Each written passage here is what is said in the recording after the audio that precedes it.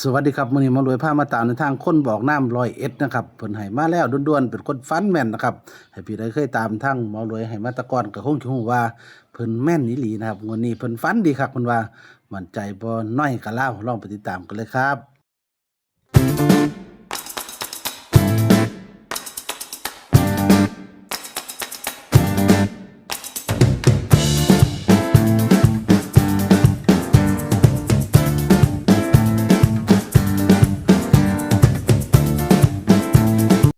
ครับนาทิตย์ครับผม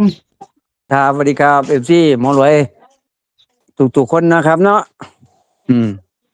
มื้อนี้มาตามของคนบอกน้ำเนาะครับเอาความติดตามโดนคนบอกน้ำก็ขอถามในนาทิตย์คือว่าอาจารย์ผู้การเลขก็เขาหลายคนอยู่แม่นบ่ โอ้ยเมื่อวานนี่มี FC เขาเจ้าก็มอบไอ้ยังก็คะแนนให้อาจารย์รวมสร้างหอระฆังโอ้ 2,000 คะแนนแต่ก็มีอีกอ่า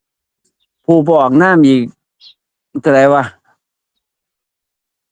500 คะแนนอืแล้วก็ม100 คะแนนนะ เฉพาะอาจารย์ผู้การบ่ แม่นครับครับก็เฉถือว่าพาะอาจารย์ผู้ราชการเนาะช่วงนี้เราน้อยเขาดีนบ่ฮานอยเขาโอ้ดีนบ่ย2 มื้อซ้อนเสาร์อาทิตย์บ่พลาดจักอันเลย ดินโทเนาะในเอ็มเฮาเด้ในเพราะเมื่อวานหลุด มันออกหามันออกแล้วสตาร์แล้วบอกปนินแล้วตาหา31เออแล้วให้หา30อื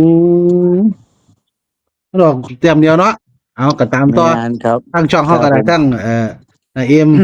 อาจารย์ผู้การหลายท่านหลายอาจารย์นี่ดอกก็ถือว่าเขาดีทั้งสายลอยก็ได้ก็ติดตามทั้งแม่ช่องหมอรวยช่วยได้แล้วทั้งไอ้ปอกเขารวยเด้อนะครับบ่เห็นครับผมบ่เห็นนำหมอรวยก็เบิ่งนำไอ้ปอกไปติดตามให้เพิ่นแหน่ครับ ครับมื้อนี้ครับผมันก็มีแนวมทางของคนบอกน้ำที่เคยแม่นๆแต่เก่าเนาะ แม่นมาฝากมาตอน แม่นเราดูเราอยู่ฝันที่หนึ่งเด้ครับเบิ่งเลขไทยเบิ่งหนึ่งเราดึก19เราลืมคล้ายๆเราไปซื้อ97แหละเราไปเถียงเขาไหมเราก็ว่าซื้อ97พะนะที่มันออกแท้ๆว่าเราซื้อ19แล้วเมาไปบอกกับพี่เองกะ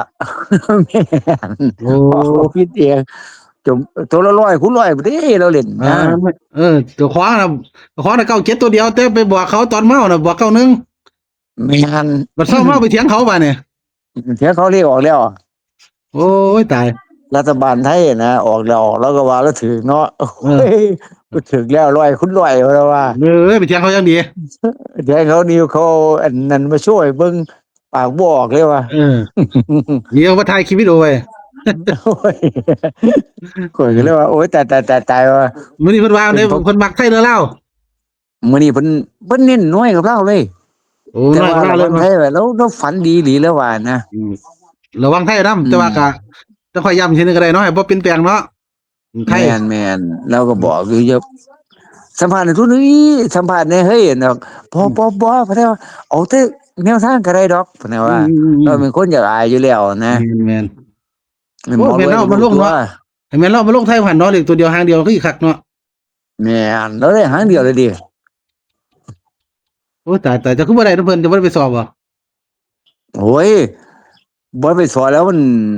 ช่วงสิเที่ยงแล้วมันไปโอ้บ่เห็นมันแก่จะบ่เดได้ไป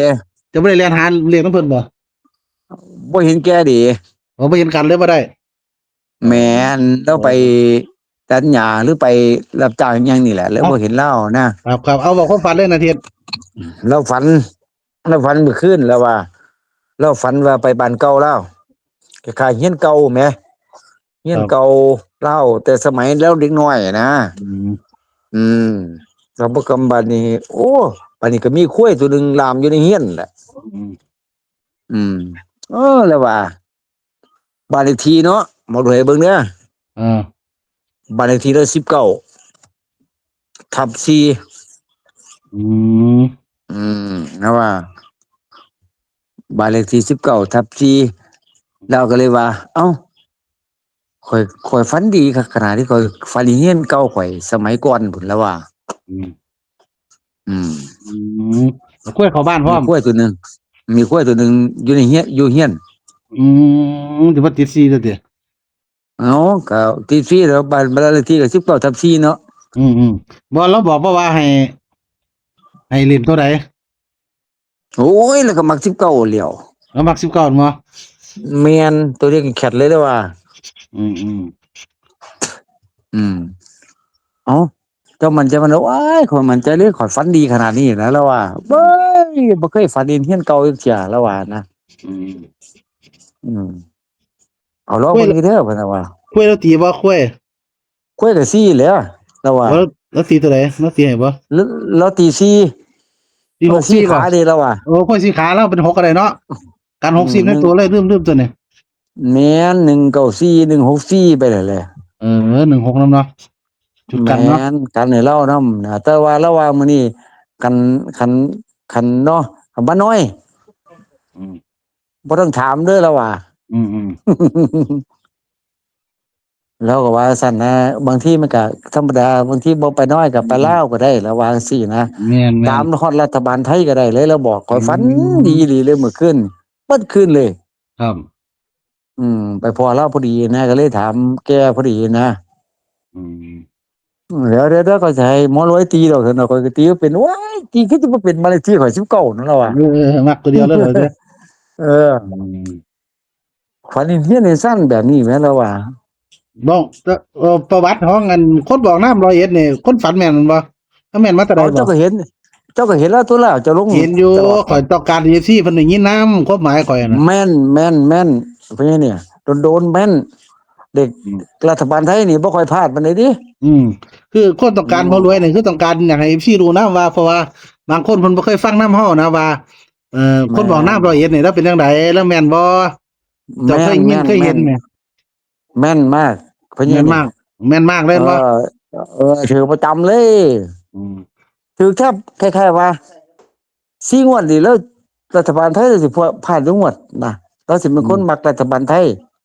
อืม กับน้อยไอ้บ่บ่เลยบ่เลยตั้งว่าเป็นคนไม่ออกนามร้อยเอ็ดเนาะให้เข้าใจยังไงแมเนาะนคนบอกแมนามร้อยเอ็ดนเด้อเนาะอืมครับเพราะว่าลอกอะเคยตามไปลงใน EFCเบิ่งดอกเคยคุย EFC ก็สิฟ้องหวยว่าเราแม่นอยู่แต่ว่าแมเรานไปโดนทางฝันสองสามเที่ยเนาะครับ สองสามเที่ยดอกลงช่องหมอรวยก็ได้เนาะผู้ใดเคยเห็นเคยตามก็คงสิฮู้ก็ลองสิแมตามเด้อนนะครับสำหรับคนบอกนามร้อยเอ็ดเนาะครับเดี๋ยวอาจารย์พลกาก็ส่งไปให้เลยเด้อครับเพิ่นฝันบ่เพิ่นเขียนให้ซื่อฝันเดี๋ยวได้โทรนั่งเดี๋ยวโทรสัมภาษณ์เดี๋ยวทหารเทียนึงเดี๋ยวเคยโทรสัมภาษณ์เทียนึงต่างหากได้แล้วสิแล้วสิได้เรียงเล่าน้ำเจ้านะเออ ก็พี่น้องผู้ใดถามเอาไว้ก็ไปเบิ่งเนาะไปปอกถาเด้อบ่เดี๋ยวข่อยส่งวิดีโอไปให้ โอ้จะอัดเสียงเพิ่นเล่นบ่ได้แม่นของอาจารย์แล้วจะมั่นใจนะเนาะแม่นนี่ดอก FC อัดเสียงเรานำเนี่ยเพราะว่า FC เพิ่นก็ต้องการความชัดเจนเด้บางที่เฮาคุยกันมันก็บ่ถึงใจทอได้ยินเสียงเพิ่นเนาะได้แต่ว่าท้ายหน้าเขาสิบ่ได้เพราะว่าดูอยู่ไกลอยู่แถวเซกาพุ่นแถวนครพนมพุ่นนะน้ำท่วมมื้อนี้ไปบ่ได้หรอก น้ำท่วมเบิดแล้วบ่เอาไปแต่ไส แม่น ทางบ้านเฮาบ่มีฝนตก